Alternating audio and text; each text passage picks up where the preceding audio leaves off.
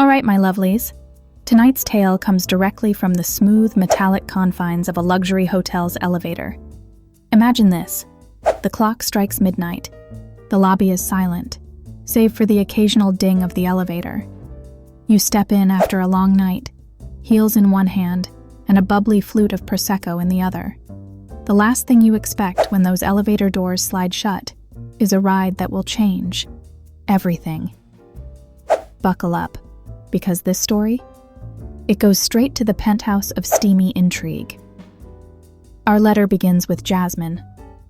No, that's not her real name, obviously. But we'll go with Jasmine for now.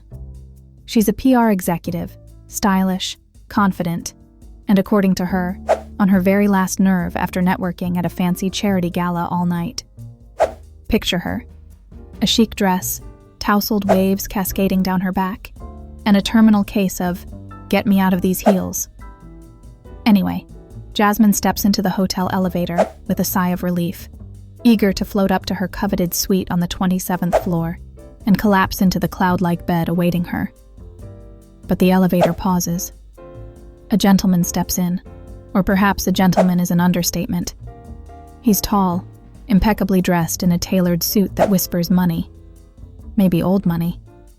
And Jasmine immediately spots his disheveled tie and a faint lipstick smudge near his collar. Scandalous. He gives her a quick nod, cool and nonchalant, and Jasmine's just about ready to zone out back into her exhausted bubble when he suddenly murmurs, "Long night?" Her intrigued, slightly amused side takes the bait and replies, "You could say that. Networking can feel like speed dating, only without the fun part." Oh, but here's where things get interesting. It seems our charming, mysterious elevator companion, let's name him Damien, has also had one of those nights. Fascinating. Speed dating without the fun, he muses, his gray eyes fixed on Jasmine, like she's the most captivating view he's seen all evening. Cue the tension rising like the elevator itself. Just your everyday small talk, right? Wrong. As they exchange witty remarks and coy little smiles, Jasmine finds herself gripping her Prosecco glass a little tighter. And Damien? He's leaning ever so slightly into her personal space, exuding that oh-so-dangerous scent of confidence and expensive cologne. And then, my lovelies, it happens. The elevator suddenly halts. A jarring thud, the kind that makes your stomach flip. Flickering lights. The sudden realization. They're stuck. Jasmine and Damien exchange startled looks, somewhere between annoyance and bemusement. "Well," Jasmine quips, "looks like we're not speeding anywhere now." Damien smirks, clearly vibing with her humor. "Now, I know what you're thinking. The perfect setup for disaster, right? Two strangers, stuck in an elevator, midnight magic. It's all a bit cinematic. But don't worry, this story doesn't stray into horror unless your fear is too much intrigue." As they wait, Damien loosens his tie further, sits on the floor, and invites Jasmine to do the same. Surprisingly chill for a guy who was probably heading to a multi-million-dollar suite. And so they talk. And talk. Let me tell you, Damien might have looked every inch the brooding bachelor, but he had a sense of humor that cracked even Jasmine's professional ice queen exterior. They joke about the ridiculousness of their gala experiences, the ludicrously plated hors d'oeuvres, the endless parade of people who brag more than they banter. But then, Damien drops a little truth bomb that changes everything. "I wasn't actually here for the gala." Suspense. Intrigued, Jasmine probes further, and he reveals he'd been visiting an old lover who happened to be staying at the hotel that evening. Yes, lovers plural may have been implied there.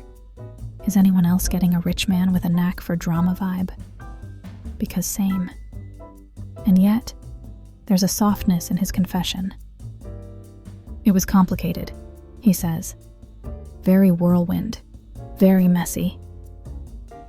Jasmine, despite herself, can't help but connect.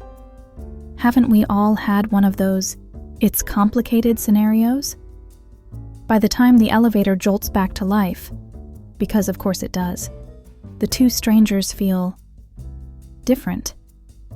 Bonded, perhaps? As the doors slide open, Jasmine steps out first. But before she walks toward her suite, Damien gently holds her elbow. "Thank you for making this less unbearable," he says, voice warm, but layered with sincerity. And while many might just smile politely and disappear, Jasmine decides to scribble her number on the back of her gala program.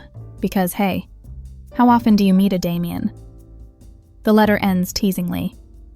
"Did he call?" Jasmine writes. "Let's just say, I've had reasons to rethink taking the stairs."